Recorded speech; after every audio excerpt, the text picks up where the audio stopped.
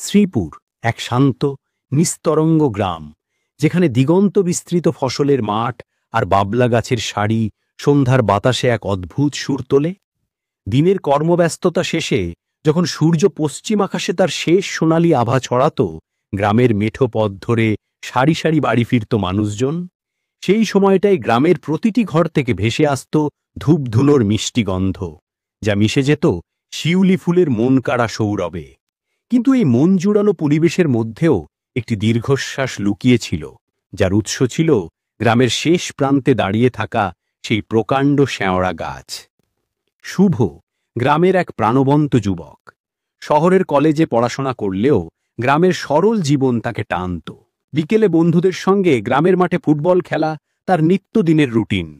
সেই দিনও খেলা শেষে যখন সবাই দল বেঁধে গল্প করতে করতে ফিরছিল, হঠাৎই শুভর মনে এক অদ্ভুত অস্বস্তি গ্রাস করল।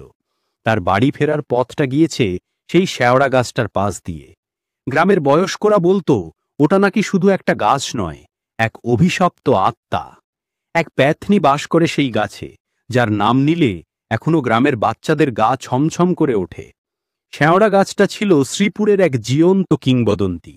গ্রামের ভাঙাচোরা শিব মন্দিরের ঠিক উল্টো দিকে কালের সাক্ষী হয়ে দাঁড়িয়েছিল গাছটা।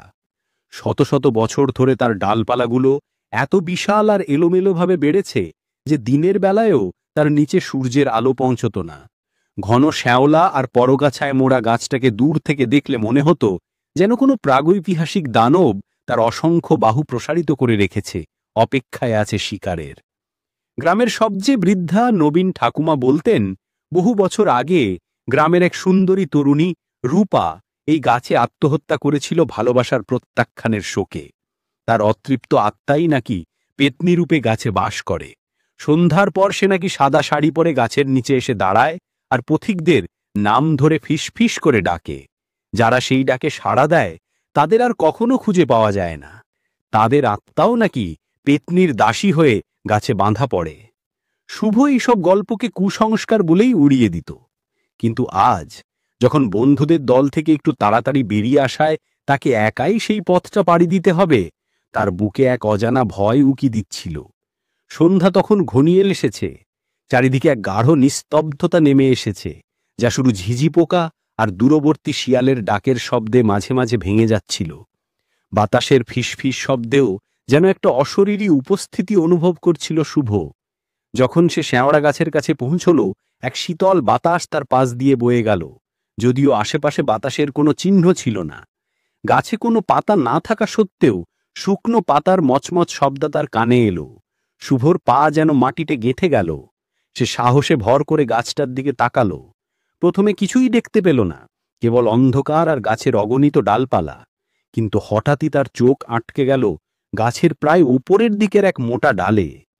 সে দেখতে পেল একটা সাদা আবছা অবয়ব গাছের মোটা ডালে স্থির হয়ে বসে আছে।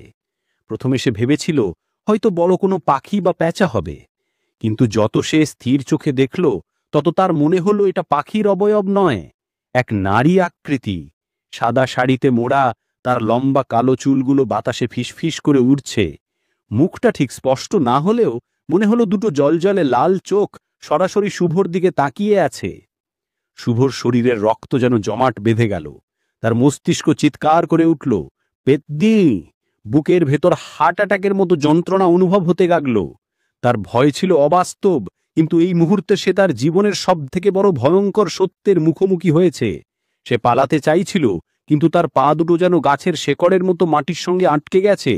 তার শরীর অসাড় হয়ে গিয়েছিল, কেবল হৃৎপিণ্ডটা পাগলের মতো ছুটছিল।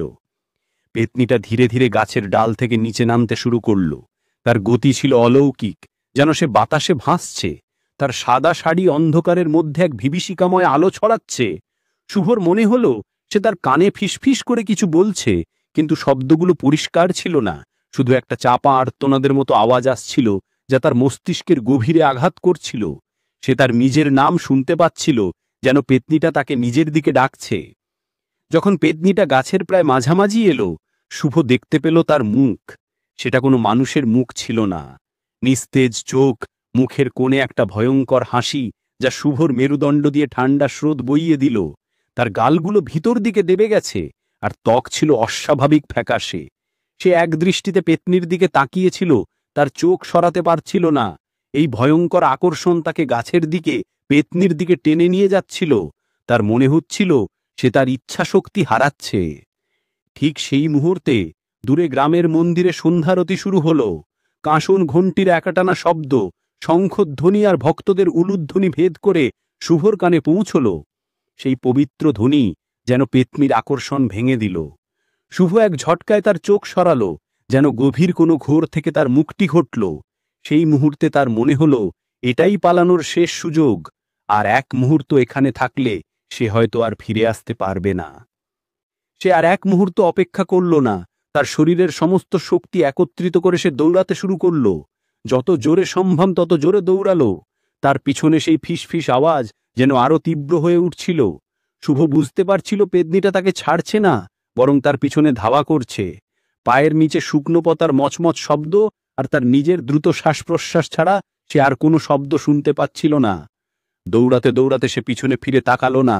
তার মনে হচ্ছিল পেতনিটা ঠিক তার পিছনেই আছে। তার হিমশীতল শ্বাস প্রশ্বাস অনুভব করতে পারছিল। গ্রামের শেষ বাড়ির উজ্জ্বল আলো দেখতে পেয়ে তার মনে কিছুটা স্বস্তি ফিরে এলো। হাঁপাতে হাঁপাতে যখন সে নিজের বাড়ির উঠোনে পৌঁছল, তখন তার পুরো শরীর ঘামে ভিজে গিয়েছিল, বুক ফেটে যাচ্ছিল। সে দ্রুত দরজা ঠেলে ভিতরে ঢুকে পড়ল। মা দরজা খুলেই শুভর অবস্থা দেখে চমকে উঠলেন। শুভ কাঁপতে কাঁপতে সবকিছু মাকে বলল। মা তাকে বুকে জড়িয়ে ধরলেন, তার চোখেও ভয়ের স্পষ্ট ছাপ। তিনি তাকে অভয় দিলেন, শিব মন্দির থেকে আনা তুলসী পাতার গঙ্গা জল তার উপর ছিটিয়ে দিলেন। সেই রাতের পর শুভ আর কখনো শ্যাওড়া গাছের পাশ দিয়ে একা যায়নি। শ্রীপুর গ্রামের মানুষে মুখে মুখে শ্যাওড়া গাছের পেতনির গল্প আরও শক্তিশালী হয়ে উঠল। আর শুভ, সে জানত সেই রাতের স্মৃতি তার জীবনে এক অবিস্মরণীয় দুঃস্বপ্ন হয়ে থাকবে। শ্যাওড়া গাছের অভিশাপ তাকে হয়তো সারা জীবন বয়ে বেড়াতে হবে, যা তাকে মনে করিয়ে দেবে কিছু কিছু গল্প শুধুমাত্র গল্প নয়, তারা জীবন্ত বাস্তবতা। এই ছিল শ্যাওড়া গাছের অভিশাপের গল্প। কেমন লাগলো আপনাদের এই লোমহর্ষক কাহিনী? যদি গল্পটি ভালো লেগে থাকে তাহলে অবশ্যই ভিডিওতে একটি লাইক দেবেন। এমন আরও ভৌতিক এবং রহস্যময় গল্প শুনতে চাইলে আমাদের চ্যানেলটি সাবস্ক্রাইব করুন এবং পাশের বেল আইকনটি টিপে দিন, যাতে নতুন ভিডিও আপলোড হওয়ার সাথে সাথে আপনার কাছে নোটিফিকেশন পৌঁছে যায়। আপনার বন্ধুদের সাথেও এই গল্পটি শেয়ার করতে ভুলবেন না।